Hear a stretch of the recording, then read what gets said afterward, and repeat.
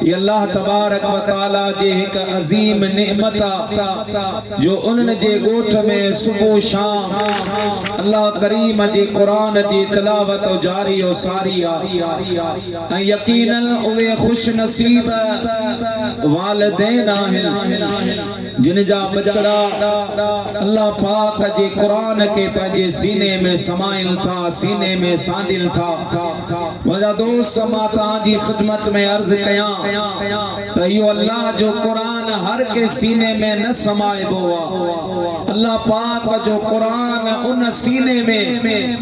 समाइबो आहे, उन सीने में जगह बनाईंदो आहे जेको सीनो पाक ऐं मुतहर सीनो हूंदो आहे। महबूबन करीमन सल्लल्लाहु अलैहि वसल्लम इरशाद फरमायो त कल क़यामत जे ॾियारे हिकड़ा अहिड़ा माण्हू भी अल्लाह रब्बुल आलमीन जी बारगाह में ईंदा जिनखे अल्लाह तबारक व तआला जी ज़ात इज्जत जा ताज पाराईंदो। त जेके महशर जे मैदान में होंदा उहे पुछंदा ई केर आहिनि, नबी आहिनि, वली आहिनि, सिद्दीक, शहीद। गैब मां आवाज ईंदो आए अहले महशर ए उहे खुश नसीब वालिदैन आहिनि जिन दुनिया में पंहिंजे बचड़नि खे अल्लाह पाक जे कुरान जी तालीम ॾियारी ऐं क़यामत जे ॾियारे अल्लाह तबारक व तआला जी ज़ात मां बरकात हाफ़िज़ कुरान के जेको कुरान जो हाफ़िज़ हुजे ऐं बाअमल हुजे। कुरान पाक जे बाअमल हाफ़िज़ खे रब्बुल आलमीन इजाज़त ॾींदो त पंहिंजे खानदान मां 7 अहिड़ा माण्हू जेकी जहन्नम जा हक़दार हुजन उन्हनि के वठी आन मां रब पाक तोखे इजाज़त तो ॾियां त उन्हनि जी सिफारिश करे पाण सां गॾु बग़ैर हिसाब व किताब जे जन्नत में दाख़िल थी वेंदी। मुंहिंजा दोस्त अल्लाह तबारक व तआला जे माने सां राज़ी थींदो आहे, जे माने के रब करीम पंहिंजो कुर्ब नसीब कंदो आहे। अल्लाह तबारक व तआला जी ज़ात बा बरकात उनके कुरान करीम सां इश्क ताल्लुक ऐं मोहब्बत नसीब फरमाईंदो। ऐं मां अर्ज कयो त कुरान पाक सीनन में जगह बनाईंदो आहे। हज़रत शेख अबू मोहम्मद बिन अब्दुल्लाह रहमतुल्लाह ताला अलैहि वक्त जो कामिल वली अकमल वली जी गुजरियो आहे ऐं पाण हर साल रमजान अल मुबारक जे महीने में अल्लाह करीम जे कुरान जी मुंहिंजा दोस्त बुज़ुर्ग तिलावत कंदा। रमजान शरीफ जो महीनो आयो हजरत शेख अबू मोहम्मद बिन अब्दुल्लाह तैयारी कई ऐं मंजिल ॿुधाइण जे लाइ पान के शागिर्द के नुमाइंदे के नाइब जो इंतखाब न कयो। संदन घर वारी ही जेका नाज़िरा कुरान पढ़ियल हुई उनके फरमायो त मां पढ़ा तो तू मुझो बुध जिते भी का गलती अचे त निशानदेही करे। पान कुरान पाक जी तिलावत शुरू कयो। प्यारा मुसलमान भाइरो साईं जे घर वारे बुद्धि रहिया अल्लाह जो कामिल वली बानो हजरत शेख अबू मोहम्मद बिन अब्दुल्लाह रहमतुल्लाह ताला अलैहि अल्लाह पाक जे कुरान जी तिलावत फरमाए रहियो आ। घर वारी समात करे रहिया जे वक्त में साईं अल्लाह जे कुरान जी तिलावत मुकम्मल कए आए। मुझा प्यारा मुसलमान भाइरो घर वारी कुरान पाक के बंद करे चुमी अखिन ते रखी करे फरमान लगी ओ शेख अबू मोहम्मद बिन अब्दुल्लाह मो अवा जो कुरान बुझवा हाने मेहरबानी कयो अवा भी मुझो कुरान बुझो किथे का गलती हुजे किथे का मुंह में कमी कोताही हुजे त निशानदही कजा मुंहिंजा प्यारा मुसलमान भाइरो साईं फरमायो तू त कुरान जे हाफिज़ा कोन आहे तोखे त कुरान याद नाहे फरमा लगे अल्लाह जाने के माना अवा एड़े फैज़ वारे निगाह सां अल्लाह जे कुरान जी तिलावत कया अवा जे ज़बान मां लफ्ज़ निकरंदा वया मुझे सीने में समाजे वया आहिनि अल्लाह पाक जो शुक्र हाणे मां भी अल्लाह जे कुरान जी हाफिज़ा बनजे पई आहियां ई पाक सीना जिनमें कुरान पाक समाइबो यकीनन ये हाफिज़ सगोड़ा मुझा दोस्त मुबारकबाद जा हकदार आए लायक आहिनि जिनखे अल्लाह तबारक व तआला जी ज़ात बा बरकात पंहिंजे पाक कुरान जो हाफिज़ बनायो आ दुआ करो रब्बुल आलमीन तमा सां सभिनी के कुरान करीम सां सच्ची मोहब्बत नसीब फरमाए अल्लाह पाक तमा सां के कुरान सां इश्क नसीब फरमाए मुझा दोस्त अल्लाह जो कुरान जी दामन सां जेको वाबस्ता थींदो आ यो अल्लाह जो कुरान ना के आला बनाए छॾींदो आहे मुंहिंजा दोस्त बुज़ुर्गो बदकार के नेकोकार बनाए छॾींदो आहे मुंहिंजा प्यारा दोस्त बुज़ुर्गो गुनाहगार के दुनिया जो इमाम बनाए छॾींदो आहे अल्लाह पाक जे कुरान जी दामन सां जेको वाबस्ता थींदो आहे उनखे दुनिया बि मिलंदी आहे त क़ब्र हशर में पुन जो बेड़ो पार थी पवंदी हाणे सलात पढ़ तमा अची माना कया सल्लल्लाहु अलैका या रसूल अल्लाह वसल्लम अलैका या सलात जो आवाज कम हजरत इमाम जाफर सादिक रज़ी अल्लाह ताला उन वटि हिकिड़ो माण्हू आयो अर्ज़ कई सुना असांजे पाड़े में हिकिड़ो माण्हू रहे थो वो चवे तो त मूं वटि मदीने वारे मीर जा 7 वार मुबारक 7 वार मुबारक सही फरमायो पोए अर्ज़ कई सुना महबूबन जे वारन मुबारक का इनकार काने पर सवाल इहो आहे त जेको माण्हू दावा पियो करे त मूं वटि 7 वार मुबारक आहिनि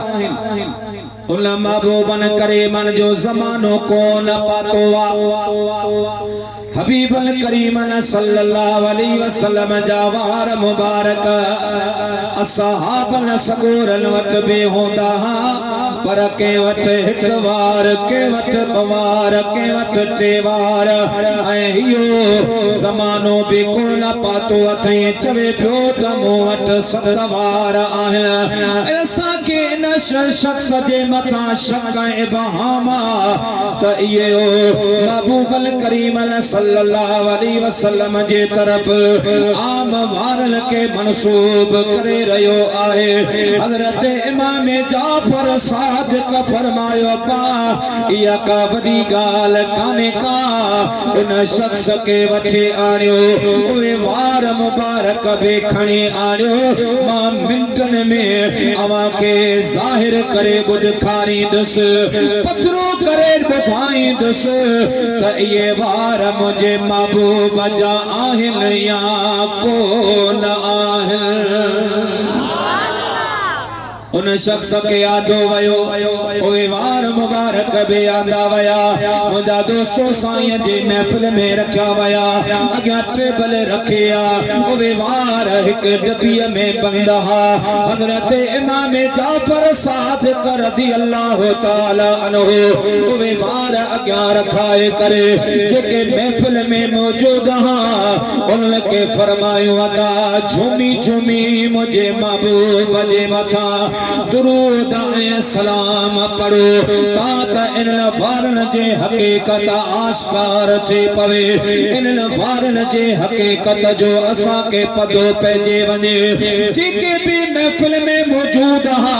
सभिनी मिली करे जॾहिं महबूबन करीमन जी बारगाह में दुरूद ऐं सलाम जा नजराना पेश कया ओ मुंहिंजा दोस्त बुज़ुर्गो हिकिड़ो भेरो सलात के मिलियो वा ॿियो भेरो मिलियो वा जॾहिं टियों भेरो सलात जो विर्द कयो वियो वा त उन्हनि वारनि मुबारक में हरकत पैदा थी आहे उन्हनि वारनि मुबारकनि में जुंबश पैदा थी आहे उन्हनि वारनि मुबारकनि मां टे वार मुबारक उथी खड़ा थी पी रहा ऐं चार वार पंहिंजी जगह ता कोन हिलिया हज़रत इमाम जाफर सादिक रज़ी अल्लाह ताला अन्हु उहे टे वार मुबारक खणी करे चुम्मी पंहिंजे अखियुनि ते लॻाया ऐं पाण फरमा लॻा अब्बा ये टे वार मुबारक मुंहिंजे दिल पर मदीने वारे मीर जा आहिनि जेके हबीब पाक जे सलात ॿुधी करे जिन जे मथा कैफियत तारी थिया जिन जे मथा वजद तारी थिया ये हबीब जा आहिनि ऐं जेते सलात असर कोन कयो वा ये हबीब जा कोन आहिनि त मुंहिंजा दोस्त जेको आशिक़ रसूल हूंदो वा उहो महबूब जे मथा सलात झूमी चवंदो वा सल्लल्लाहु अलैका या रसूल अल्लाह व सल्लम अलैका या प्यारा मुसलमान भाइरो अल्लाह ताला जे ज़ात बाबरकात पंहिंजे पाक कलाम में इरशाद फरमायो कुल इन कुंतुम तुहिब्बूनल्लाह फत्तबिऊनी युहिब्बुकुमुल्लाह व यगफिर लकुम ज़ुनूबकुम वल्लाहु गफूरुर रहीम अल्लाह ताला जी ज़ात बाबरकात फरमायो मुझा प्यारा महबूबा अवा ऐलान करे उन्हनि मानन के ॿुधायो जंहिंजी इहा तमन्ना आहे त असां सां अल्लाह पाक मोहब्बत फरमाए असां सां रब करीम दोस्ती करे असां खे अल्लाह पाक जो कुर्ब नसीब फरमाए उन्हनि के वाज़ेह ऐलान करे ॿुधा ऐ अल्लाह जे कुर्ब चाहण वारो अवा भले केड़ा भी तरीका इख्तियार करो अवा केड़ो भी रस्तो इख्तियार कयो रब तवा के कोन मिलंदो जे कदे रब जो कुर्ब हासिल करण चाहो था त फतबिऊनी अवा मां महबूब जी गुलामी करो मुझी दामन सा वापस साची पो वो जदे अवा मुझी मोहब्बत में ईंदा मुझे इत्तबा कंदा मुझी गुलामी इख्तियार कंदा वो अवा के चवण जी जरूरत काने का अवा के दावा करण जी जरूरत काने का अवा के खलकत के बुधान जी जरूरत काने का मां रब पाक पानी अवा सा मोहब्बत जो ऐलान कंदो आया मुझा महबूबा तो पंहिंजे गुलामन के ॿुधा मुझे बानन के ॿुधा जिन जी इहा तमन्ना आहे त रब पाक असां सां मोहब्बत करे त उन्हनि के चओ तो मोहम्मद करीम जी गुलामी इख्तियार तुझी ताबेदारी कर, तुझे फरमान बदारे कर, महबूब तुझे जात सा इश्क कर, हबीब पंजे जान पंजे माल के पंजे औलाद के तो महबूब जे जात ता कुर्बान कर मुझा सुना वो जदे तुझी मोहब्बत में ईंदा तुझी गुलामी जी जंजीर पंजे गले में पाईंदा जदे तुझा गुलाम सडराईंदा वो उन जा गुनाह भले जबलन जे चोचन जेड़ा हुजन उन जा गुनाह भले जमीन आसमान जे दरमियान जेतरा हुजन मुझा प्यारा महबूब जदे तुझी गुलामी इख्तियार कंदा तमा रब पाक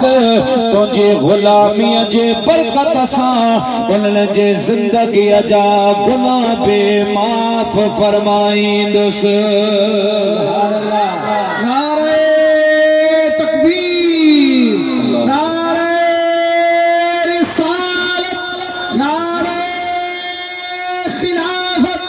अज़मत मुस्तफा शान मुस्तफा मुझा महबूब जदे तुझी गुलामी में ईंदा वो उन्हनि खे दावा करण जी उन्हनि खे ऐलान करण जी ज़रूरत कान्हे मां रब्बुल आलमीन पाण उन्हनि सां मोहब्बत जो ऐलान वो जेके रब जो कुर्ब नसीब थींदो आहे न अल्लाह तबारक व तआला जी ज़ात बाबरकात उन मानू जे ला उन शख्स जे ला पंहिंजी मखलूक जे दिलनि में मोहब्बत पैदा फरमा। प्यारा मुसलमान भाइरो अल्लाह ताला जे ज़ात बाबरकात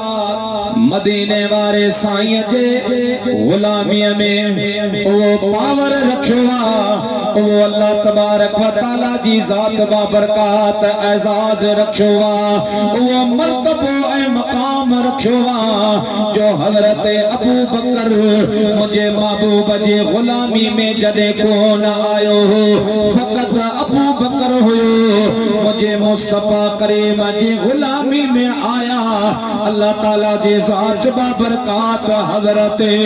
अबू बकर के सिद्दीक़ अकबर बनाए छड़ियो आहे सिद्दीक़ अकबर बनिया साईं जो महीनो वाह एक बा फज़ाइल सुने सिद्दीक़ अकबर जो भी अर्ज कंदो हला जो हजरत मखदूमुल मखादिम सैयदना सई मखदूम मोहम्मद हाशिम ठठवी रहमतुल्लाह अलैह जो फरमाना त जेप जगह ते जेप महफिल में जेप अल्लाह जे कामिल बाने जो जिक्र थींदो वा उन जी तवज्जो उन तरफ वेंदी आहे उन जी निगाह फैज़ उन तरफ वेंदी आ मुझा दोस्त बुजुर्गो इंशाअल्लाह जे सोने सिद्दीक़ जी नजर करम थींदी रब पाक बेड़ो पार फरमाए महबूब जी गुलामी इख्तियार कई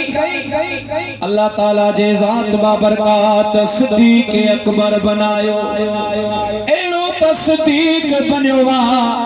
जो मुझा प्यारा मुसलमान भाइरो जडे महबूब पाक मक्के मां हिजरत करे मदीनतुल मुनव्वरा में आया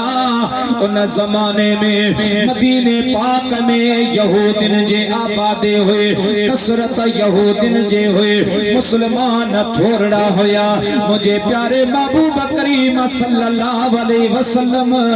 मदीने पाक जे यहूदिन सा मुआहिदो ऐ इत्तेहाद कयो हो महबूबन मदीने पाक जे यहूदिन सा एकड़ो इत्तेहाद कयो पाण फरमायो त असा पाण में कोन वड़ंदास पाण में दस्त बगरे पाण कोन थींदासी जे करे को इख्तिलाफ पैदा थी पियो त हिक बे के बुद्धि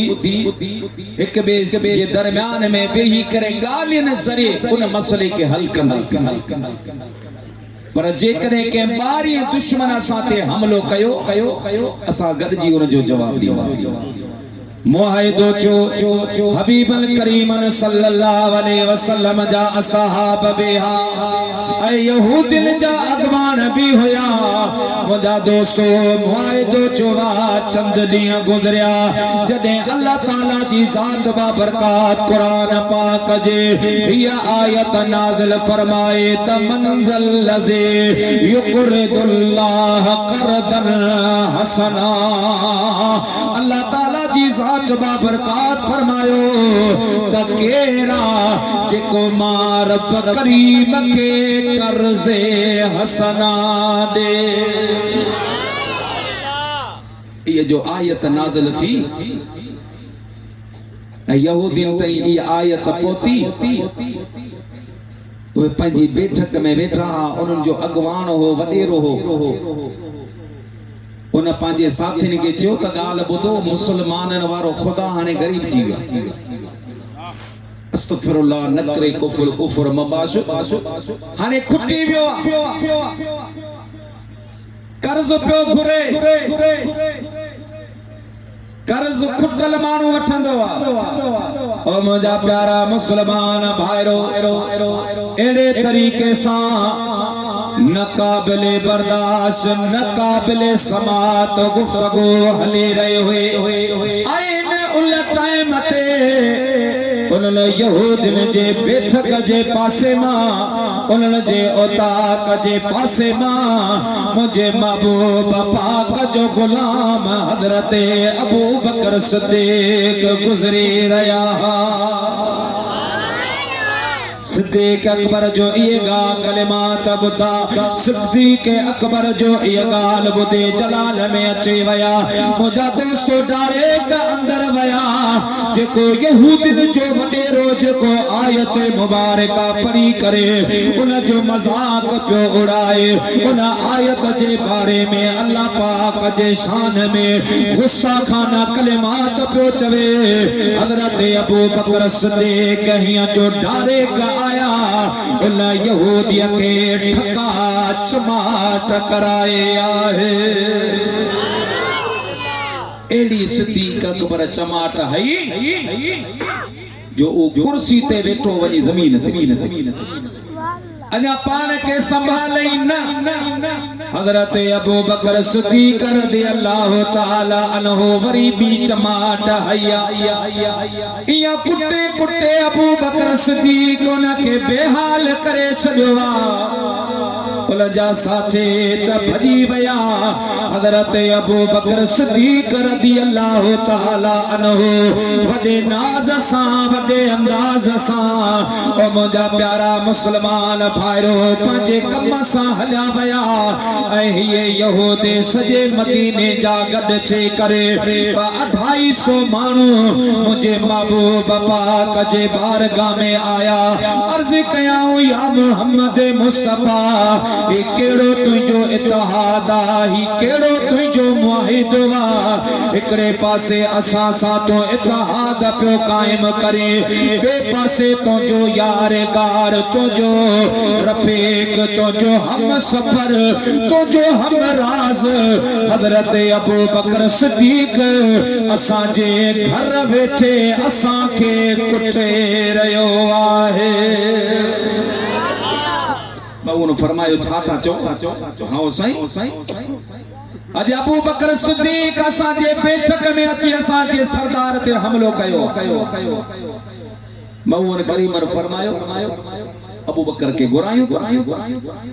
सैयदना सिद्दीक़ अकबर रज़ियल्लाहु ताला अन्हु के घुरायो। मऊन फरमायो अबू बकर तो अज यहूदिन जे सरदार के कुटियो। जी हाँ मुझा साईं मां छो कुटे मुझा महबूब अल्लाह जे शान में गुस्ताखी करे रब पाक जे शान में नाकाबिले बर्दाश्त कलिमात इस्तेमाल करे रहा जेके मुखा बर्दाश्त न थिया।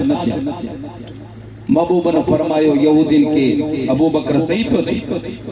यहूदिन चयो न सोना अबू बकर गलत तो चवे असां जो मौजूए सुखन पियो हुयो असां पंहिंजी ज़ाती कचारे पे कए ज़ाती गुफ्तगू पे कए असां जो इहो मौजू ही कोन हो।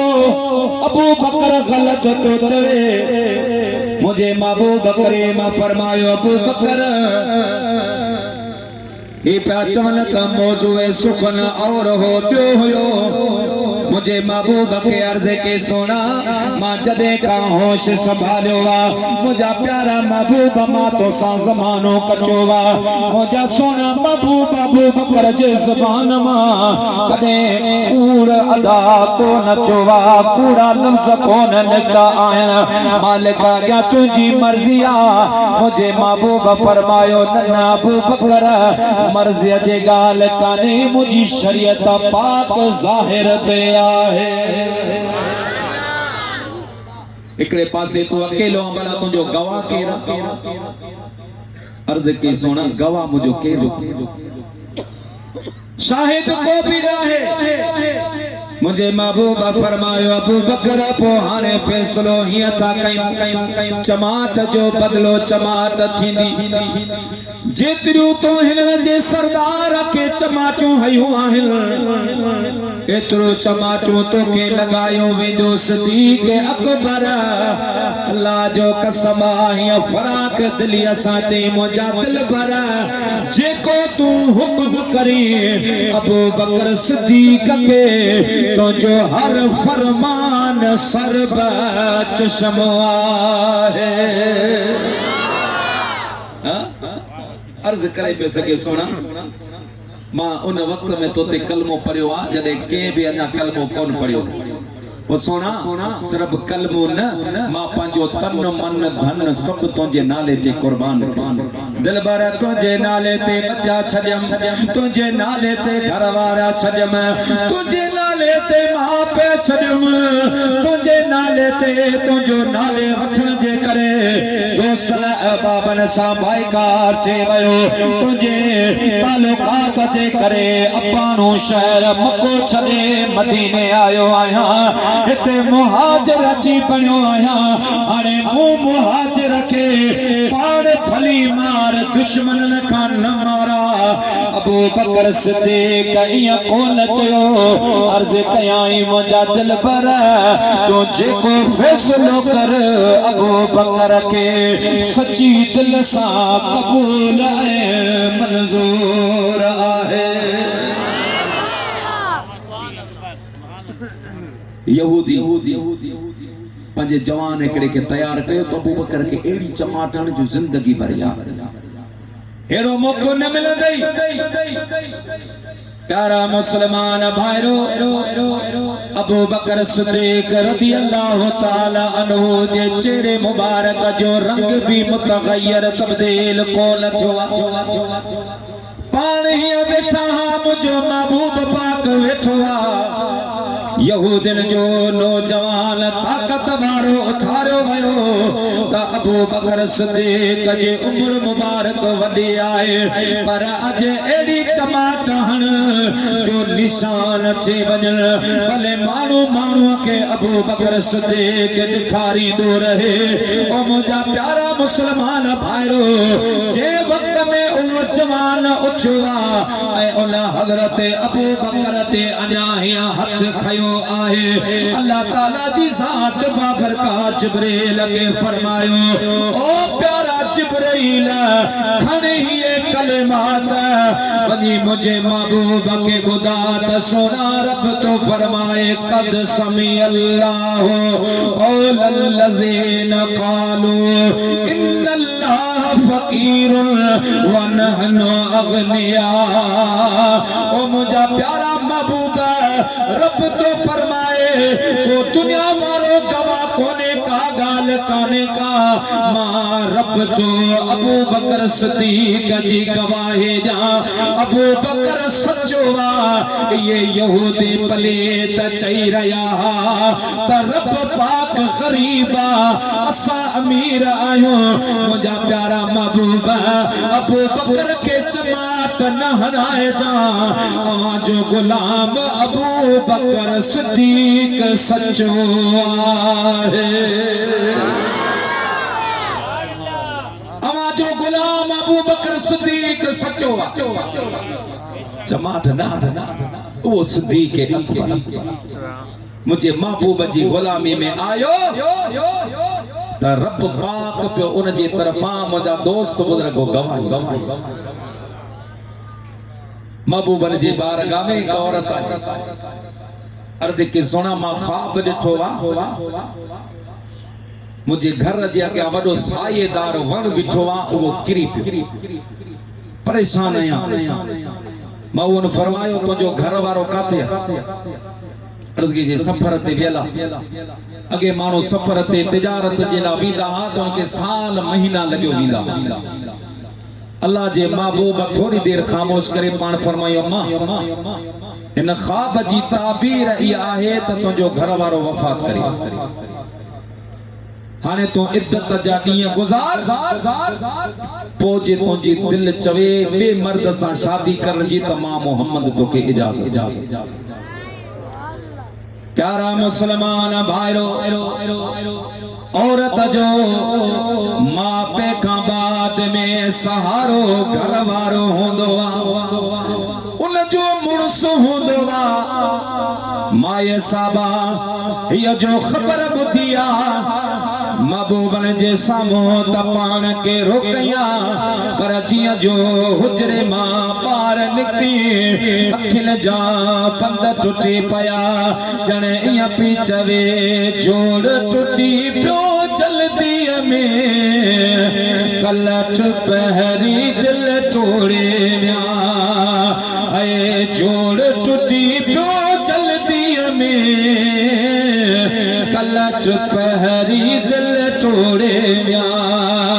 मूं तरसाया मूर न तरसा जी जलने थे निहोड़े विया मूं तरसाया मूर न तरसा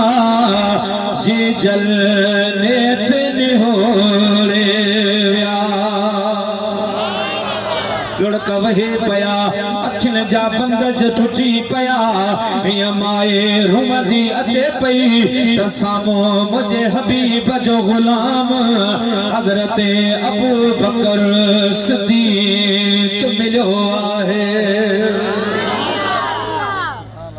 माई रोई चोती माई सभा ॻाल्हि खे घुमाई प्यारा अबू बकर घर वारो सफर ते वियो आहे साल अची वियो आहे ग़रीबी हाल घर में राशन लाहे नंढड़ा बच्चा आहिनि गुरबत परेशान कयो आहे तो हाने रोंदे वता थे हज़रत अबू बकर सिद्दीक़ या किसे मुबारक में हथ हणे चंद पैसा कढे उन माय के ॾिना फरमायो मां ये पैसा वठ बचन के खाधो वठी खारा गम न कर अल्लाह कंदो अज रात तो जो घर वारो वापस अचे वेंदो बच्चन के खाधो खारा घर वारो वठी माई साहबा के घर वारे जे अचण जो मुंहिंजा दोस्त फिक्र घटिजी वियो पंहिंजे ईमान जो फिक्र लाग थी हाने मां वञा त केॾा वञा अगर महबूबन करीमन सल्लल्लाहु अलैहि वसल्लम के गलत ते चवां तब मुंहिंजो ईमान वेंदो अगर अबू बकर सिद्दीक़ के चवां थी अबू बकर गलता तब मुझो ईमान वेंदो छो त अबू बकर के सदाकत जो ताज पारायण वारो को मौलवी नाहे को सरदार नाहे को कबाइली अमायत नाहे सिद्दीक़ अकबर जी सदाकत जो त कुरान चौदो आ वल्लज़ी जाअ बिस्सदक़े व सद्दक़ बिही उलाइका हुमुल मुत्तक़ून अबू बकर सिद्दीक़ के सदाकत जो ताज पारायण वारो मुझो रब्बा मुझा दोस्त मोटे आए बच्चन के खाधो खाराए जाए नमाज मुसल्लो खणी घर में नफल पढ़े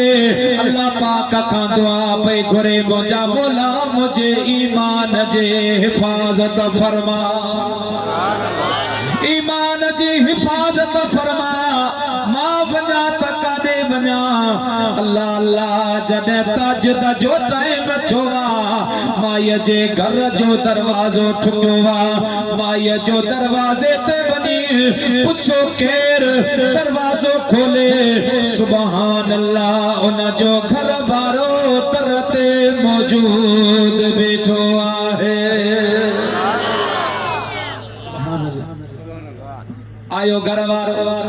माई साहबा घरवारे जेला नाश्ते पानी जो इंतजाम कयो। मुझा प्यारा मुसलमान भाइरो फजर जी नमाज पढ़े माई के सुख कोन पियो अचे, माई जी दिल कान पे लगे। यो इरादो वातस जो उभरे वनी महबूब करीम खां इन सवाल जो जवाब वठा त राणा तो त चयो वफात करे वयो, ही त वापस मोटे आयो। मुझा प्यारा महबूब तुझे ला रब फरमाई दुआ दुनिया वारो मुझो हबीब पांजे खास मुताबिक कलाम को न कंदोवा। मुझे महबूब जो जेको फरमाना वो मां रब पाक जे वही आहे। मुझा दोस्त फजर जी नमाज पढ़े सिज उपरी मचे आयो। या माए साहबा मस्जिद नबवी जे दरवाजे ते आए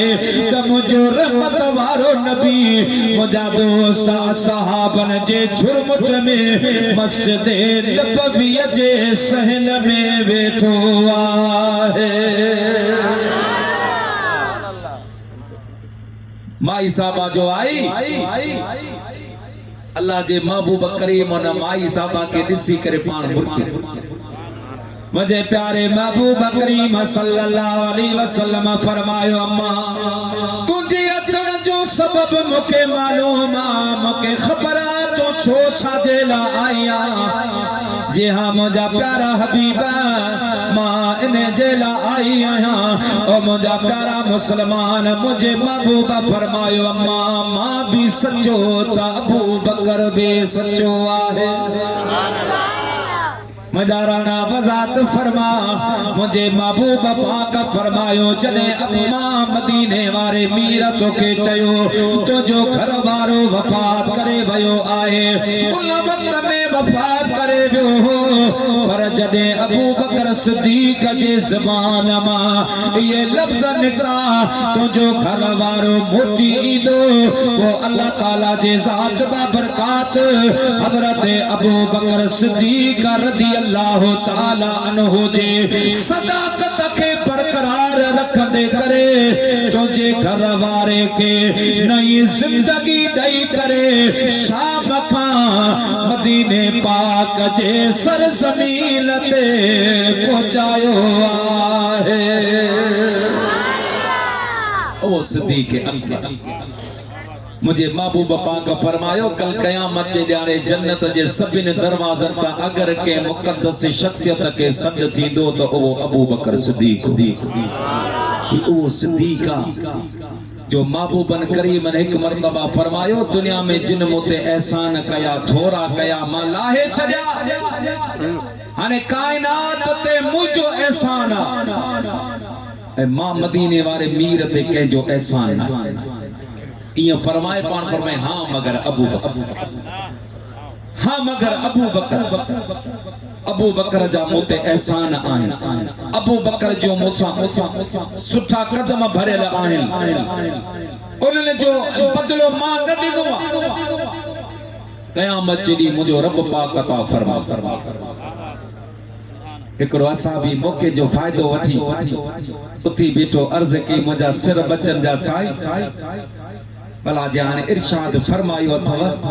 त थोड़ी वजाहत करियो त अबू बकर जी के तमासा वफादारियो कयो अल्लाह पाक उन जो बदलो अबू बकर सिद्दीक के केड़े अंदाज में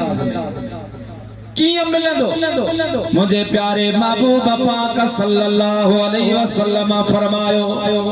ऐ मुझा प्यारा गुलामो जदे कयामत जो ॾियारो थींदो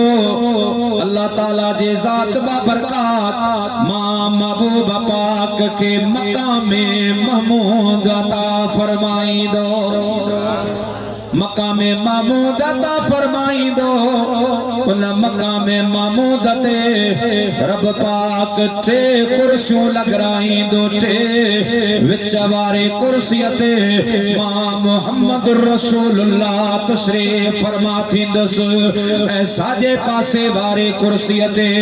मुंहिंजो ॾाॾो हज़रत इब्राहिम इब्राहिम खलीलुल्लाह के व्यारो वींदो ऐं खाबे पासे वारे कुर्सीअ ते मुंहिंजो यारगार हज़रत अबू बकर सिद्दीक़ खे विहारियो वींदो। बाकी ॿिया नबिय मुरसल औलिया अगवास अकताब अबदाल सभु हेठि हूंदा उन्हनि मथे हूंदियूं त इहे टे कुर्सियूं हूंदियूं। ऐं मुंहिंजा दोस्त मक़ाम महमूद उलमा फरमाइनि था त स्टेज वांगुरु हूंदो। क़यामत जे ॾींहुं रब पाक तुंहिंजे मुंहिंजे महबूब खे अता फरमाईंदो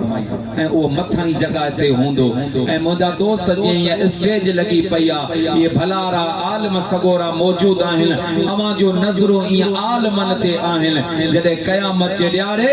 तुंहिंजो मुंहिंजो महबूब करीम सल्लल्लाहु अलैहि वसल्लम जॾहिं शफ़ाअत जो ताज पाए मक़ाम महमूद ते अची वेंदा अवां बि हूंदा असां बि हूंदासीं इया पिया चवंदासीं त पुनल पार तूं अथई पुनल पार तूं अथई मिलल मोमिनल जो सोना साईं बोझन ऐं गोझल किनल जो पुनल पार तूं अथई पुनल पार तूं अथई मिलल मोमिनल जो सोना साईं बोझल ऐं गोझल किनल जो पुनल पार तूं अथई पुनल पार तूं अथई ओ जिते नेक साले सभई धार थींदा हर हिक ही पासे गुनाहगार हूंदा जिते नेक साले सभई धार थींदा हर हिक ही पासे गुनाहगार हूंदा तोॾे पियो तकीदियूं तोॾे पियो तकीदियूं अखियूं आजिज़न जूं सोना साईं अबोझन ऐं गोझल किनल जो पुनल पार तूं अथई पुनल पार तूं अथई। मुझे प्यारा मुसलमान भाइरो मुझे हबीब पाक फरमायो उन क़यामत जे दिहाड़े अल्लाह ताला जी ज़ात बा बरकात हज़रत अबू बकर सिद्दीक़ के फरमाइंदो अबू बकर अज महशर जो मैदान भरला मां रब तोखे इजाजत तो अता फरमाया तोखे इख्तियार जेके चाहे जन्नत मोकल जेके चाहे जहन्नम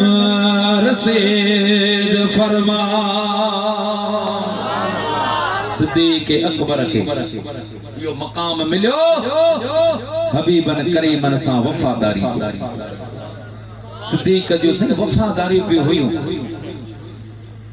ये कौन तो बस पेरियों कलम पेरी महबूबन ते सब का पेरी ईमान आते रब पाक भी एजाज देना महबूबन भी करम नवाजी कयो न सिद्दीक़ जो वफादारी महबूबन करीमन जे दावतन जो सिलसिलो हलियो हज़रत उस्मान ज़िन्नुरैन मुझे महबूब पाक जी दावत कई शान वारी दावत असाबन सां घर महबूब के वठी विया ऐं महबूब हलन पिया हज़रत उस्मान गनी मुझे मुस्तफा करीम जा कदम पियो गणे 1 2 3 4 5 ये करे हज़रत उस्मान ज़िन्नुरैन जे घर पहुता वापस मोचा साईं वरी कदम गणे मस्जिद नबवी जे दरवाजे ते भी मुझे महबूब फरमाए उस्मान कदम पियो गणी अर्ज के मुझा सोना अज मुते रब राजी थियो आ जो तू दिल पर मोहम्मद करीम जड़ो मेहमान मुझे घर आयो सोना कदम ये कौन पियो गणिया जेतरा मुझे घर का मस्जिद नबवी का मुझे घर ती अवां जा कदम लगा आहिन मां हर एक कदम जे बदले में एक गुलाम आजाद करा सोना जेतरा कदम लगा असाबन सगोरन बुदो चवण लगा वाह उस्मान रब तोखे अना वधाए अल्लाह पाक तोखे वधाए ओ मुझा दोस्त बुजुर्गो हजरत मौला अली मुश्किल कुशा शेर खुदा भी उन महफिल में आ पान घर आया हजरत सैयदा तैयबा ताहिरा अम्मा खातून जन्नत सैयदा फातिमा ज़हरा मौला अली मुश्किल कुशा के अर्ज कयो सोना अली अज देर कई अथवा पान फरमायो शहजादी अज हजरत उस्मान ज़ुन्नूरैन मुझे दिल भर जे दावत कई हुए सुभान अल्लाह उस्मान का रंग लगाए छड़िया हर किस्म जा खादा ठहराया क्यों तो हर शय हुई पर मस्जिद नबविया का हजरत उस्मान जो घर हजरत उस्मान का मस्जिद नबवी ताई जेतरा साईं जा कदम लगा हजरत उस्मान उहे कदम शुमार कया ऐलान कयो अथई तमा एतरा गुलाम आजाद कंदस हजरत अली से फरमायो सैयदा काश जे करे पावट भी इतनी मिल्कियत हो जे हा त महबूबन जी दावत का हबीबन के घर आयो हा तो मां अली भी ये कही मुझे महबूब करीम सल्लल्लाहु अलैहि वसल्लम जी पाक न्याणी जन्नत जी मालिकानी हजरत सैयदा तैयबा ताहिरा अफीफे कायनात मरियम इस्लाम मलिकतुल अरब अम्मा खातून जन्नत सैयदा फातिमा ज़हरा फरमायो सोना अली तो देर छाजी आ महबूबन का टाइम वठ इंतजाम थी अली से फरमायो सैयदा मुखे पाजे घर जो हाल मालूम फरमायो सोना अली महबूबन के दावत दे टाइम वठण तुझो कमा इंतजाम करण मान पिन जे सरदार जे पाक न्याणी जो कम आहे अली तो के बयार कान मिलंदे अली तो जो शान कोन घटबो हजरत मौला अली मुश्किल कुशा मुझे महबूब पाक का टाइम वरदोवा अल्लाह जे महबूब करीम इनायत फरमाए हजरत अलीउल मुर्तदा शेर खुदा जे दरवाजे ते महबूब जो आया हजरत अली साईं घर में दाखिल थे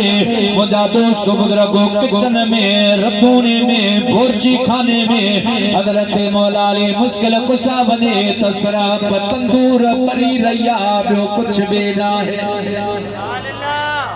सैयदा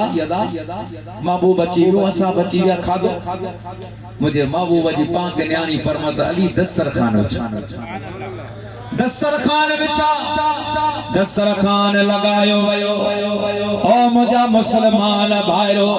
हबीबन करीमन जी पाक न्याणी जन्नत जी मालिकानी किचन जे दरवाजे ते बिठिया आला किस्म जे बर्तन किचन मां खणी अली साईं के दे पे सोना अली दस्तरखान ते लगाई दो बन हजरत मौला अली मुश्किल कुशा लगाया मुझा दोस्त जे वक्त में मुझे महबूब पाक उन बर्तन जा ढका हटाया त रहमत वारे नबी जे चेहरे मुबारक ते मुस्कुराहट अचे वए हबीबल करीमन फरमायो मुखे मालूम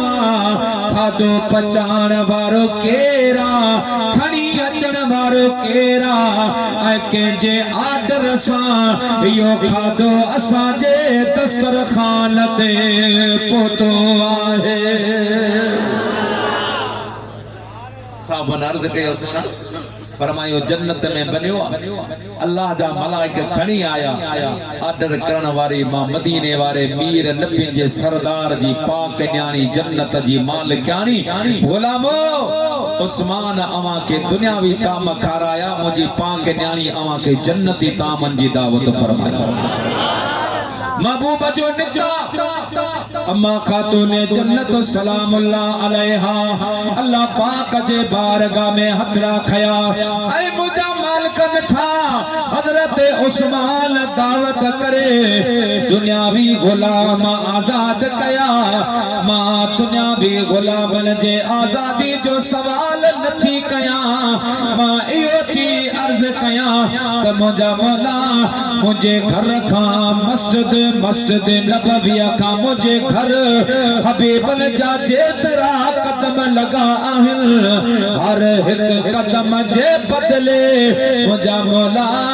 महबूब जे 70,000 गुनाहगारन के माफ करे जन्नती हुअन जो ऐलान फरमा। हजरत सैयदना अबू बकर अर्ज के जना उस्मान भी दावत कया मौला अली भी कया मुझे भी घर मुझी तमन्ना मुझे हबीब फरमायो सोना अबू बकर तुझे घर त मां रोज बेडी अचा घर जा माण्हू दावत थी केड़ी अर्ज के मुझा सोना सोना सोना वो त ठीक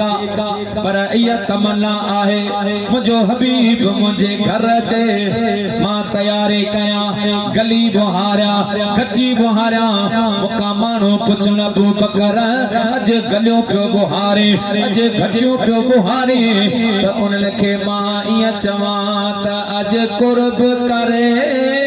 मुझे कखड़न में मुझो चंड खां सुइणो यार इंदो अज कुर्ब करे मुझे कखड़न में मुझो चंड खां सुइणो यार इंदो कुर्बान वञाते रस्ते जे रस्ते कुर्बदार इंदो अज कुर्ब करे मुझे कखड़न में मुझो चंड खां सुइणो यार इंदो मुझा प्यारा महबूब अबू बकर जी इयत मना आहे तमू घर अचे थिए जे में धरो मेहमान कताने तनूरन के फेरे हना भाण को बेकन सूदो पान मासर घर घोरा सैयदता हबीबन फरमाया अबू बकर और तू जल्दीबाजी न कर को वक्त ही तो मां तुझो मेहमान थी के वक्त में तुझा मेहमान थी न ॾींहं जो ज़िक्र न रात जो न महीने जो न साल जो मुतलकन फरमायो के वक्त में तुझी बीमारी खाइंदा तुझे बे दावत खाइंदासीं टाइम गुज़रंदो रहियो प्यारा मुसलमान भाइरो 3 महीना गुज़री विया 3 महीना 3 महीननि खां बाद में हिकिड़ी रात अध रात जो मुझे मदीना वारा मीर हजरत अबू बकर सिद्दीक जे दरवाजे ते आया मुझे हबीब अचे सलाम कयो मदीने वारे मीर सलाम मदीने वारे मीर जे सलाम खत्म मसचो हजरत अबू बकर सिद्दीक फौरन जवाब ॾिनो आहे महबूबन जी आदत करीम हूंदी जंहिंजे बि दरवाज़े ते वेंदा त पाण करीम सलाम कर महबूब फरमायो अस्सलामु अलैकुम फौरन अंदरा आवाज आयो वालेकुम अस्सलाम व रहमतुल्लाह व बरकातहू सिद्दीक अकबर बीठो दर खोले जने इया पियो चवे जिया बेटाई घोट फरमाए त भले आए कांध अज मोन मानी निचरे भले आए कांध मोन मानी निचरे होया पुराना बांध तुझे दिया अज नवा कया मुझा महबूब भले आए भला परे थोड़ा तुझा लख हे गरीबाना कख अची तो उजारिया भले आए भला परे तू जान बशाल जिए एड़ा पेर अंगण ते तू त निहारी पियो दिए अज जे अक्शन आए ही यार बिनी मुरादों माणियो कुर्बानी सिद्दीक़ अकबर जी मुझा दोस्त तकलीफों बर्दाश्त कई अल्लाह ताला जे जात बा बरकात मुझे महबूब पाक जे गुलाम हजरत अबू बकर सिद्दीक़ के सिद्दीक़ अकबर बनायो वा मुझा दोस्त बुजुर्गो हजरत उमर अजा साईं जी गुलामी में कोन आयो वा फकत उमर ओ मुझा दोस्त अजा इस्लाम आणन का अग में मुझे महबूब जो मुखालिफ ऐं दुश्मन जो परदो दुश्मन जी जमात में हली रहो पर जडे मुझे महबूब जी गुलामी इख्तियार कया मुझे हबीब जे गुलामी जी जंजीर पंहिंजे गर्दन में पातया अल्लाह ताला जी जात बा बरकात हजरत अमीर उमर के फारूक आजम बनाए छड़ियो वा हजरत उस्मान जडे आयो हो फकत उस्मान हुयो मुझा दोस्तों बुजुर्गो मुझे महबूब ज़ुन्नूरैन बनाए छड़ो हजरत अली साईं आया फकत अली हुया मुझे महबूब जी गुलामी हैदर करार बनाए छड़ो के मुझा दोस्त अल्लाह जे तलवार बनाए के जी ज़बान ते रब पाक जे कलाम जे जारी थियण जो इरशाद फरमायो के मुझे महबूब करीम उवैसे करनी बनायो के फिट जो घोट अब्दुल लतीफ के सेवन जो कलंदर बनायो मुझे महबूब जी गुलामी में जिया जिया ईदा बया अल्लाह पाक उन्हनि जो मकाम ऐं मर्तबो वधाए छॾियो आहे पर सिर्फ दावा न हुजे जेका तव्हां असांजी आहे आहियूं गुलाम नामूसे मुस्तफा जो मसलो थे गुलाम खामोश खत्म नबूवत थे हमलो थे गुलाम चवरान वालो घर में बैठो कुरान पाक जी बेहुरमती थे मुझा दोस्त आश के रसूल चवरान वालो खामोश बैठो गुलाम हकीकी वो आहे जेको पंजो तन मन धन सब मुझे दिलबर मोहम्मद करीम ता घोर करे अल्लामा यूसुफ नबहानी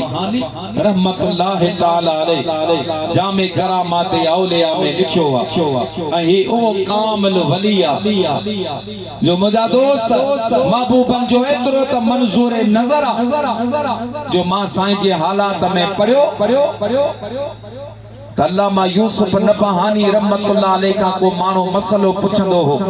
असा का केर मानो मसलो पुछंदो वा साईं हाफिज मोहम्मद मुराद साहब का मसलो पूछे केवला साईं हाफिज जावेद अहमद साहब का मानो मसलो पुछंदा आहिन त याद होंदो वा बुधाइंदा आहिन याद न होंदो वा त किताब खोलींदा न या अजकल जे दौर में सीनियर आलमन के फोन कबिया साईं मानो मसलो पुछो पर अल्लामा यूसुफ नबहानी रहमतुल्लाह अलैह को मानो मसलो पुछंदो हो पान किताब न खोलींदा हा मुझा दोस्त साथी का न पुछंदा हा ज़हन में होंदो हो त बुधाइंदा हा ज़हन में न होंदो हो त ही अखियों बंद करे बराए रास्त मुझे दिलबर मोहम्मद करीम का उन सवाल जो जवाब वठा इतरो महबूब जी दरबार में हुनन जी कुर्ब इतरो हबीब के करीब जो मां साईं जे हालात में पढ़ियो अल्लामा यूसुफ नबहानी जो तो मकाम अरफ व आला आए साईं जी घर वारी के भी 84 मर्तबा मुझे मदीने वाले मीर जी ज़ियारत ऐं दीदार नसीब सुन घर वाला वो तो फरमाए मुझे महबूब पाक जी उम्मत में एकड़ो जय्यद आलम ची गुजरियो वा जे जो नालो वा अल्लामा मोहम्मद इब्राहिम तमीमी रहमतुल्लाह ताला अलैह ये वक्त जो कामिल वली हो पर सैलानी फकीर हो पुराना सादड़ा कपड़ा पाइंदो हो पुरानी दस्तार बदंदो हो कोठन में शहरन में हलंदा फिरंदा हा मानू मरी मुलो मुलो समझंदा हा के इन जे मकाम मर्तबे जी खबर कान एक मर्तबा हलंदे हजरत अल्लामा इब्राहिम तमीमी रहमतुल्लाह ताला अलैह मुझा दोस्त एक यहूदिन जे इबादत गाह में आया यहूदिन जो मदरसो वा उन मदरसे में आया यहूदिन जे आलम सा मुलाकात थिया यहूदिन जे रुहबान चयो इब्राहिम पर समझो मरे को मुलवा घुमाए तो वठा इब्राहिम तमीमी तू हजरत मूसा अलैहि सलाम मां हजरत मूसा अलैहि सलाम के मञण वारो मां तू इमाम अल अंबिया के मञण वारो आए अज पाण में थोरो बहस कंदासी पाण में थोड़ी गुफ्तगू कंदासी तू पंहिंजे नबी जो शान बुधा मां पंहिंजे नबी जो शान तो बयान कया ता अंदाजो थिए के जो नबी शान वारो आहे सही फरमायो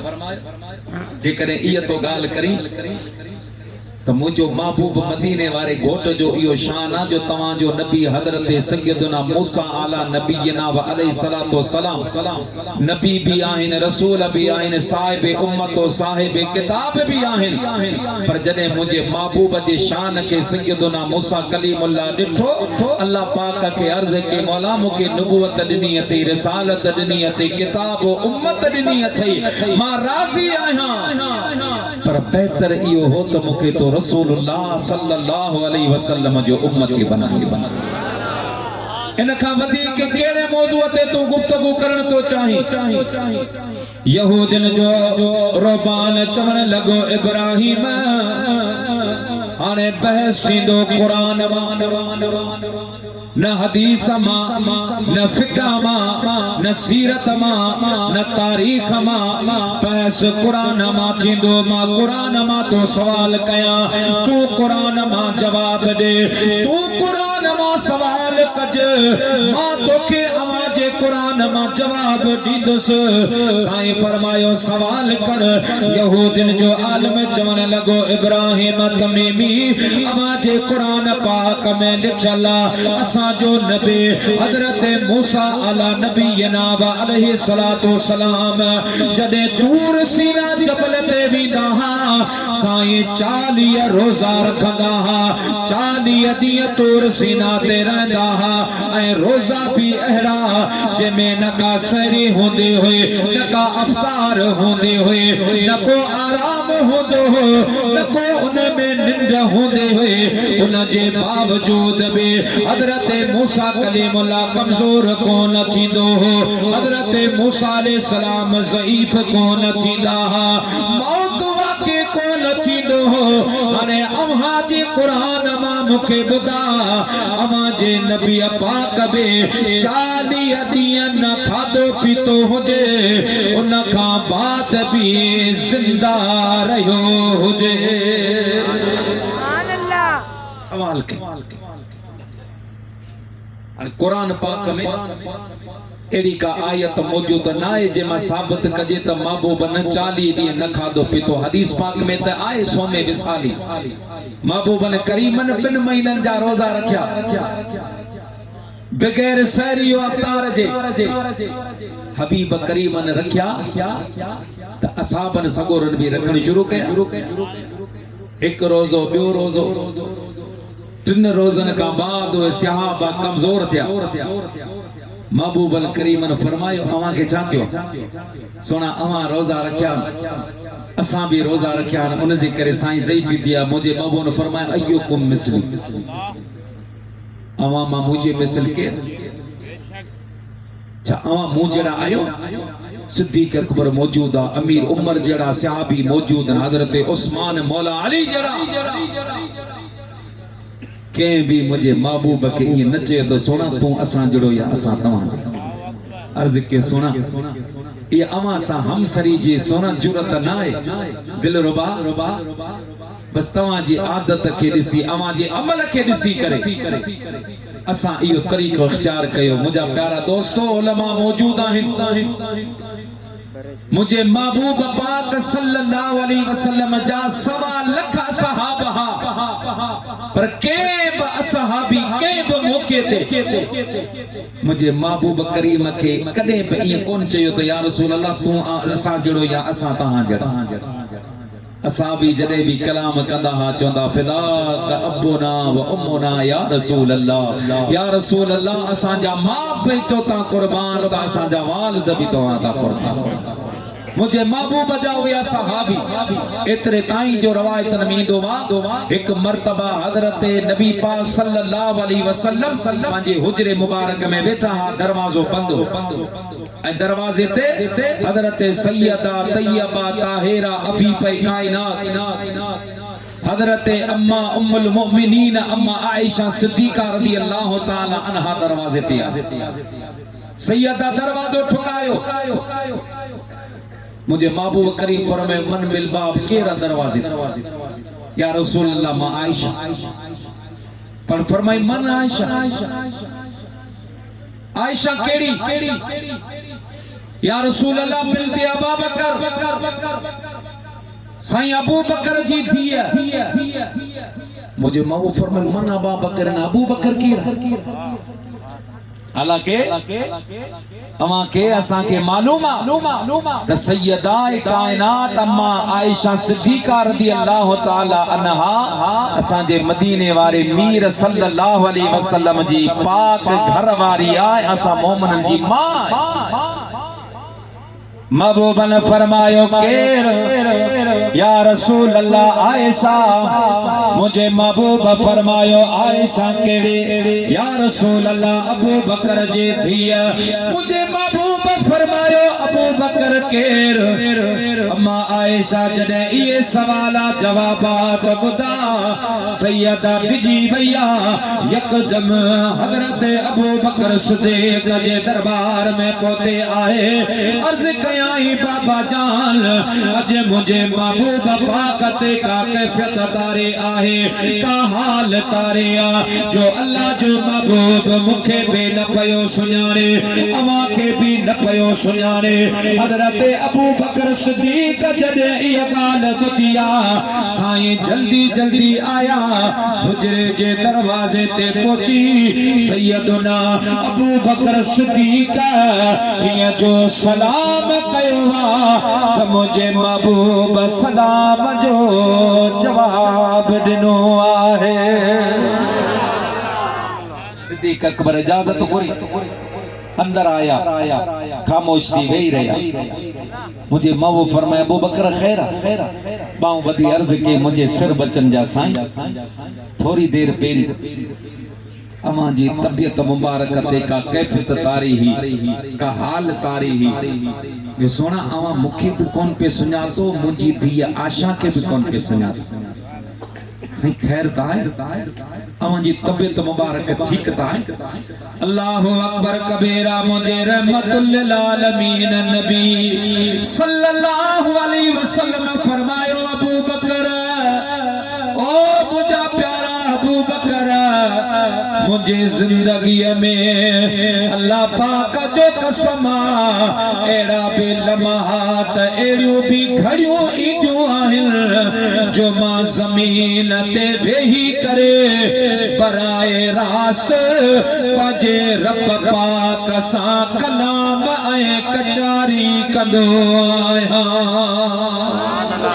मां वेठो जमीन ते हुंदो आया मुझो कलाम रब पाक सा हलंदो आए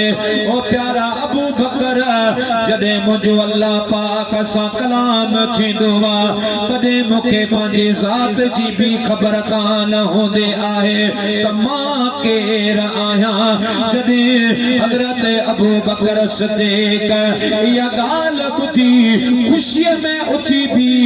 अल्लाह जो शुक्र अदा कयाई मौला तो जो शुक्र एड़ो महबूब दिनो अथई जेको जमीन ते वेही करे तो रब पाक सा कलाम ऐ कचारे कंदो आहे सिद्दीक अकबर उठी भी रहा जने इया पियो चवे त कुर्ब केरोने कादिर तुई जा सुनो नबी सरदार दिले कुर्ब केरोने का जा सुनो नबी सरदार दिने रहबर सारे रसूलन जो है उम्मत जो आधार दिने सिद्दीक अकबर जो थी बिठा तो मुझे मदीने वाले मीर हजरत अबू बकर सिद्दीक के भाकर पाए हबीब ने फरमाया अबू बकर इन मुझे अलम नशरह लक वारे सीने में जेके भी उलूम हा उहे सब जो सब इल्म मां तुझे सीने में पलटा लेकिन इं भी फरमाए त अबू बकर कने इयो न सोच जा त मुखे मदीने वाले मीर जो इल्म मिलियो वा हाने मां ॾिसां रसूल पाक जी हकीकत छाहे मदीने वाले साईं जो मकाम मर्तबो चाहे पान फरमायो या अबा बकर लम यारफनी हकीकती गैर रब्बी औ कमा काल अलैहि सलातो सलाम मुझे महबूब फरमाया अबू बकर मुखे पैदा करण वाले रब पाक जो कसम मां मदीने वारे मीर जे हकीकत खे अल्लाह का सवा बियो केर भी समझी न तो सके त मां मोहम्मद केर हकीकत मुस्तफा जी सैयदना अबू बकर सिद्दीक के भी खबर ना है जिब्रील अमीन जदे का रब्बुल आलमीन अंबिया अलैहिस्सलातु सलाम ना मुजा दोस्त बुजुर्गो वही पैगाम जो सिलसिलो बनायो तदे का अंबियान जी खिदमत कंदो पैगाम रसाई जा फराइज सर अंजाम दींदो पर जदे मेराज जे रात आई तुझे मुझे महबूब पाक जन्नत लिबास पातो जन्नत कपड़ा जन्नत दस्तार जन्नत नालेन अगे ही हसीना अगे ही माजबी अगे ही बेमिसलो बेमिसाल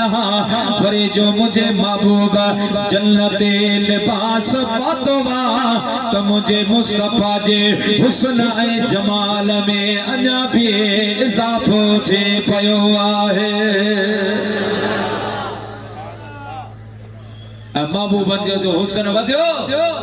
आशिक तर्जमाने कई त जेको मलाइके ॾिसे पियो सो ॼणे इएं पियो चवे त मुंहिंजो पिरिया केॾो प्यारो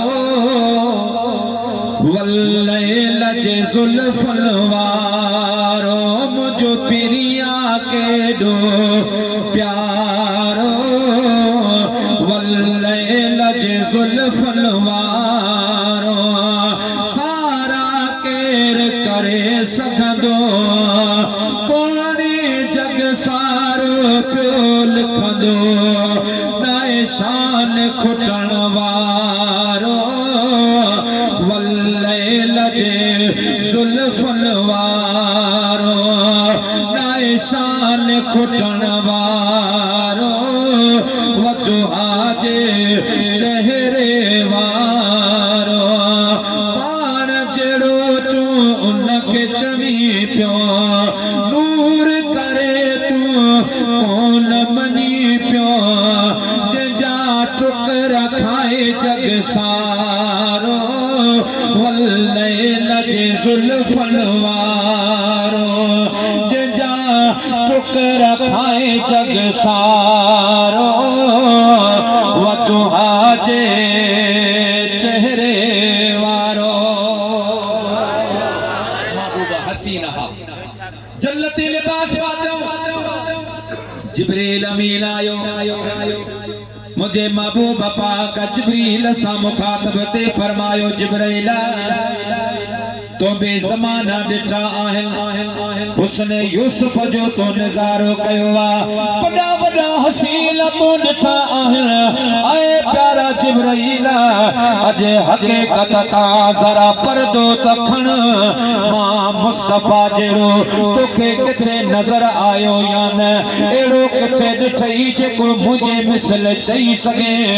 आशिक़ तो तर्जुमो करे त मेराज में जिब्रील से कहने लगे शाहे उम्म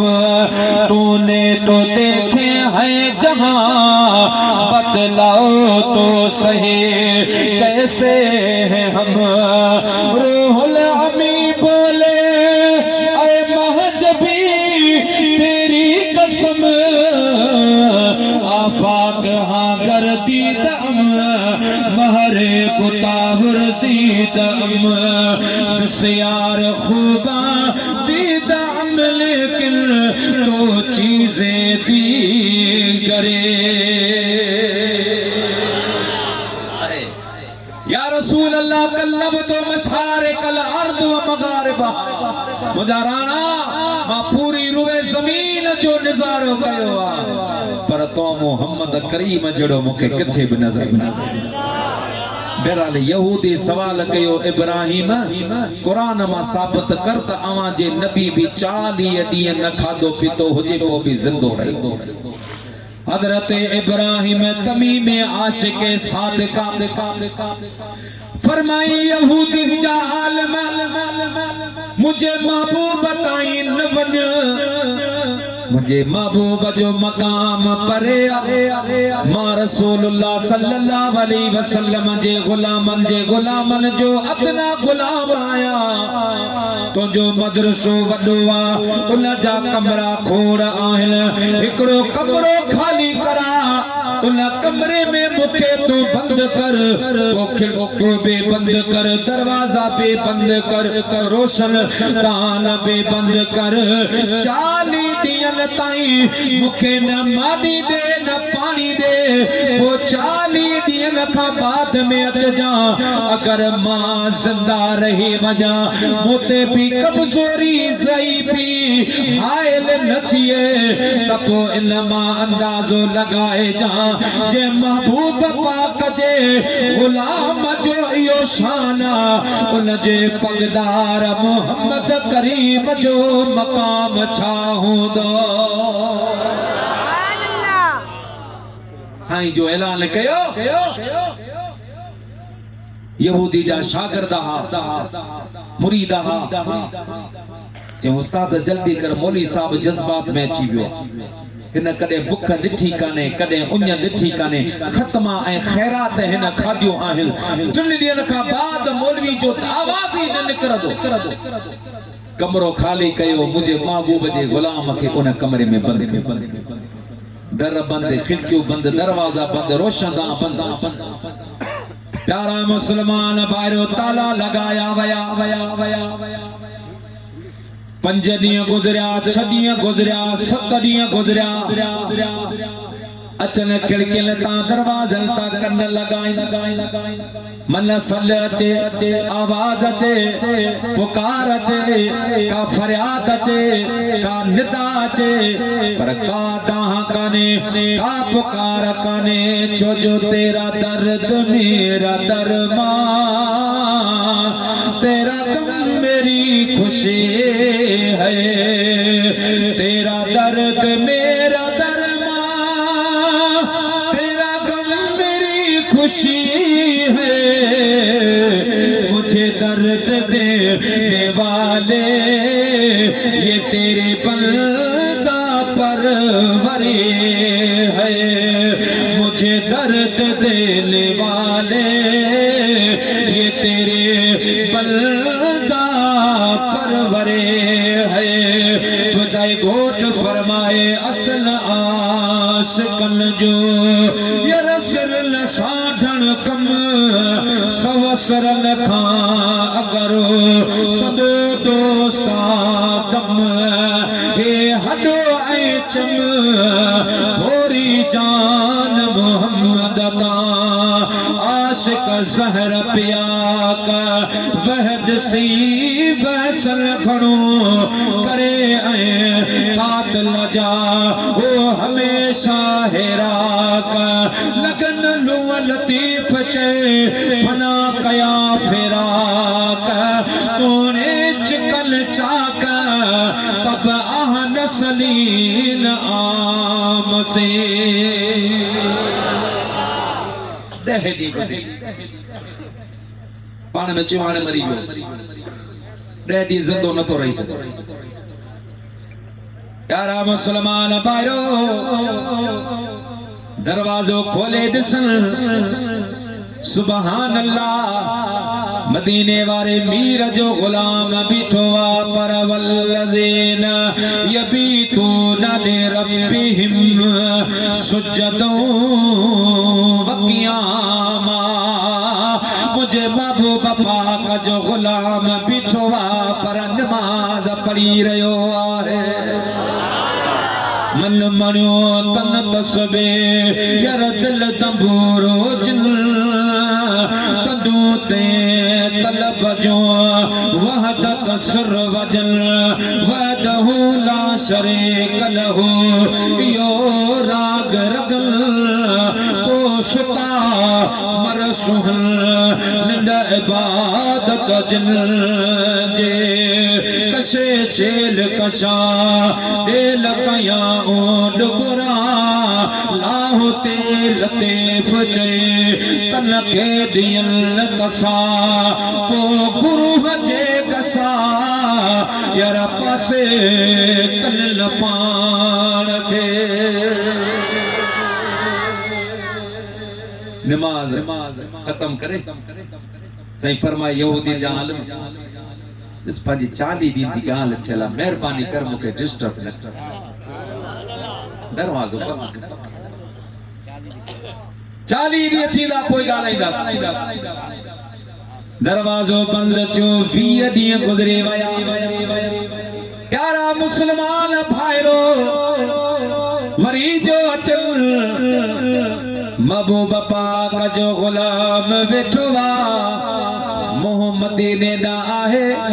मुझे मदीने वारे मीर सा जन कलाम कचारे करे रहियो आहे ये पियो चवे त तोते आ मुहम्मद तवक्कल जदे जी तू ही लज सुञाण ज पैजे तदे जी तोते आ मुहम्मद तवक्कल जदे जी तू ही लज सुञाण ज पैजे तदे जी तू ही लज सुञाण ज पैजे तदे जी ओ पियो केर बुथदो दर्दल जुदा हो अवामी नबी साईं मुझो निगाहो तोरे लतर दी आकाशे बुले जी तू ही लग सुञाण ज पैजे तदे जे तारा मुसलमान बायरो 30 दिन पूरा था 40 दिन पूरा था यहूदिन जो आलम शागिर्द वठे आयो आ दरवाजो खोलिल साईं जो गुलाम बीठो वा ओ इब्राहिम यरवा के 40 दिन थी वया न को तो कमजोर छुवा न को तो ते ज़ईफ थिया न को तो को घबरायो न को खौफ ज़दा छुवा आने अचो बाहर हनो वरी का बियो पैस छेड़ियो हजरत इब्राहिम तमीमी उन यहूदिन जे आलम जे बा में हथ विझी जिया को गुजारिश कजे रिक्वेस्ट कजे ये फरमायो यहूदिन जा आलम हिकड़ी गाल चवा हां साईं चो जी यार मेहरबानी कर मुके हिन कमरे मां बाहर न कढ मुके इन कमरे मां बाहर मुके छडे दे मां इते सोना हिते छाए न को मानिया न को पानिया न को हवा आहे न को रोशनिया न को के जी आमद रफ्ता तू पियो चवी हिन कमरे में मुके छडे दे फरमाए यहूदिन जा आलम मां को निंदण को कोन आया मां धणिया को आया मुके रब पाक जे इज्जत जलाल जो कसमा मुके पंहिंजे नबी पाक जो दीदार अगे भी थींदो हो पर कदे कदे मुके दीदार थींदो हो पर जे ॾींहं खां नबी पाक जे इज्जत ऐं नामूस जे ख़ातिर मां पंहिंजो पाण खे हिन कमरे में बंदि करायो वा उहो डी वारात खाली कोन हुंदिया जे दिया ऐं रात में मुखे मदीने वारो मीर पंजो दीदार न कराईंदो आहे मुझो महबूब मूं वटि ईंदो आहे मूंखे तसल्ली ॾींदो आहे इब्राहिम तो मुझे करे बुखो काचो आहिल मुझे करे उजो काचो आहिल मुझे करे उजागा बर्दाश्त कया आहिल फिक्र न कर मां मुस्तफा तोसां गॾु आहियां वो भिटाई घोट फरमाए त गंद जिनीअ जे गोद में यार पागोड़ा पोशाक अज उनन जी ओताक ॾिस राचार जी आयो कारूं कोछूं कुफरियूं मूर न मोचारियूं वठी वेठूं वाट ते खिखीअ जूं खारियूं उनन जूं आरियूं यार समेरे ॿियो केर सहे दोस्त मोहब्बत मुस्तफा जी प्रकाशा ये आहे तुझे मुझे किरदार मां गुफ्तार मां महबूबन करीमन जी तालीम महबूबन जी सीरत ऐं साईं जे सुन्नत मुबारका जी झलक अचण घुरिजे मुसलमान पंहिंजे महबूब सां मोहब्बत करण वारा मां तोखे मुबारकबाद थो ॾियां तो उहो खुश नसीब आही जो हिन वक्त में दुनिया में कई फितना मुंहिंजा दोस्त बुज़ुर्ग कर खणी रहिया आहिनि पर सुन्नी मुसलमान तूं नसीब वारो आहीं रब पाक तोखे अदब वारी जमात में पैदा फरमाए असा नबीन जा भी अदीब वलिन जा अदीब असहाबन जी मोहब्बत मुंहिंजा दोस्त अहल बैत जी मोहब्बत पां वटा असहाबन जी मोहब्बत पां वटा आहे असा हर मुक़द्दस शख्सियत जो अदब करण वारा आहियूं इंशा अल्लाह इन अदब जे सदके दुनिया में भी तुंहिंजो मुंहिंजो बेड़ो पार आ त क़बर हशर में भी तुंहिंजो मुंहिंजो बेड़ो पार थींदो पर ज़रूरत इन ॻाल्हि जी आहे त असां 5 वक्त जी नमाज़ पढ़ूं पंजे बच्चन के मदरसे में पढ़ायो अचण वारो दौर तमाम नाजुक दौर मुंहिंजा दोस्तों जदीद दौर जदीद फितना कादियानी लाभी उरूज ते मुंहिंजा दोस्तों उन्हनि हर बो इस्तेमाल कयो आहे मुसलमान जे दिलनि मां इश्क मुस्तफा कढण जे लाइ इन वक्त में नौ फितनो हले पियो अमा वट खबर न आए ना एडा अंदरूनी सिंध में जाम वो चाहे एकड़ा मुला चंता दाढ़ी उन्हनि की या माशाअल्लाह बिल्कुल ठीक ठाक थी करे हथ में तस्बीह तवा दिसना चोदा सुभान अल्लाह कुरान शरीफन जी गादी भरे अचंता बाराड़ी जे गोठन में वो पुछंदा बाबा ता जे मस्जिद में कुरान आइन हाउ साईं आइन कुछ ज़ईफ़न कुछ शहीदन कुछ नवा आहिन वो चवंदा आहिन तो वे ज़ईफ़ ऐं शहीद कुरान असां के दियो ये नवा सुठा कुरान पाक असां तां के दियो सुठो छापो सुठो पेपर सुठो उन जो मुंहिंजा दोस्त बुज़ुर्गो टाइटल ऐं रंगीन मुंहिंजा दोस्त बुज़ुर्गो उन जा सफ़ा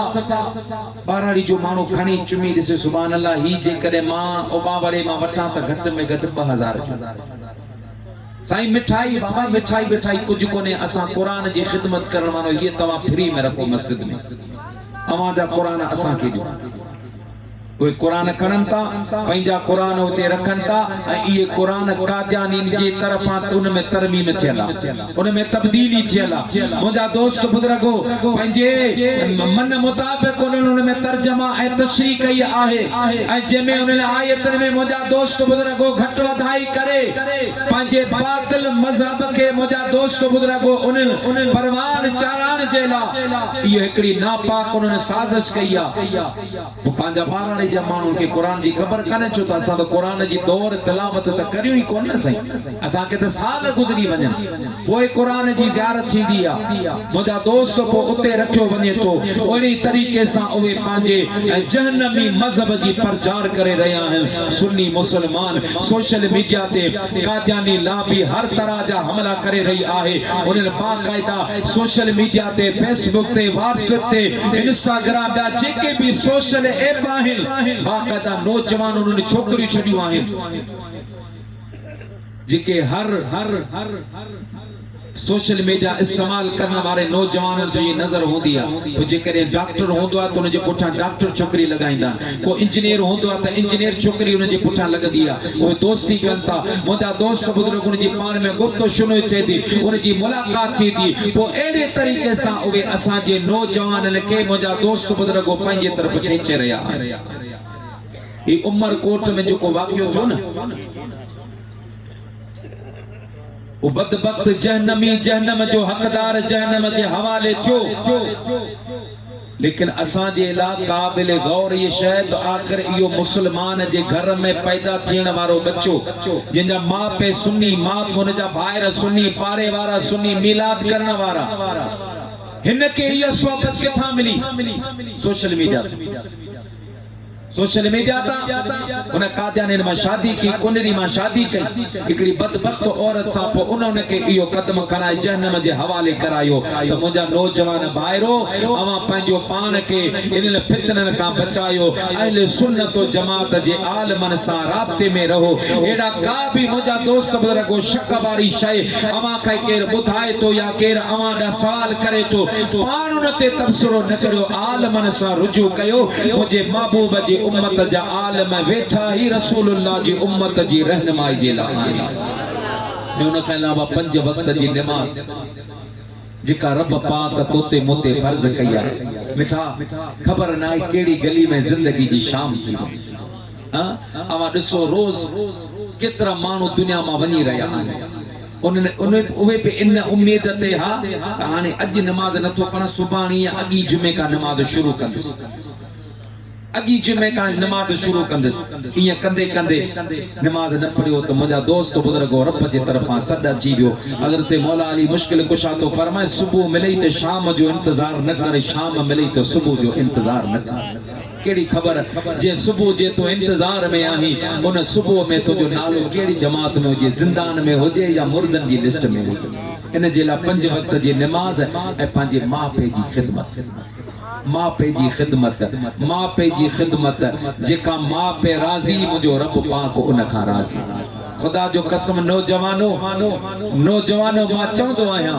त अवा पंहिंजे मां पे जी खिदमत करियो पंहिंजे मां पे जा कदम चुमो पंहिंजे मां पे के अवा राजी रखो मां कसम खणी तो तवा के चवा ये समझो त जुनेद वक्त हाफिज मिल्लत सैयदी व मुर्शिदी ये समझो सी हाफिज मोहम्मद सिद्दीक कादरी रहमतुल्लाह तआला अलैहि तो जे घर में बैठा तो पांजे मां पे जी खिदमत कर नौजवान मां पे जी दुआ औलाद जे ला ये होंदी आ जी नबी जी दुआ पांजी उम्मत जे ला खुदा जो कसम एकड़े पासे 1000 बुजुर्ग होजन 1000 बुजुर्ग वो तो के बद दुआएं अल्लाह ने के तबाह कर मालिक ने के बर्बाद कर बे पासे तुजी पोड़ी मां रब पाक के अर्ज करे मुजा मालिक मुझे बच्चे जी तो के पार तो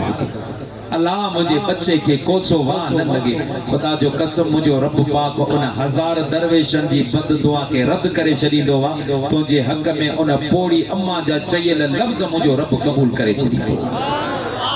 मां पे केड़ा भी नमाज पढ़न न पढ़न वो उनन जो मामलो उनन जे रब जो मामलो आ पर तुझे मुझे ला हुक्म यो आ जो मदीने जे साईं के असा भी अर्ज कयो या रसूल अल्लाह मां पे जो मकाम छाए मुझे साईं फरमाए तुझे ला जन्नत भी आहिन तुझे ला जहन्नम भी आहिन वो उनन जी खिदमत करे तो जन्नत जो हकदार थी या उनन के नाराज करे तो जहन्नम जो हकदार थी मुझे हबीब फरमायो अगर को इबादत करे करे जमीन आसमान भरे चले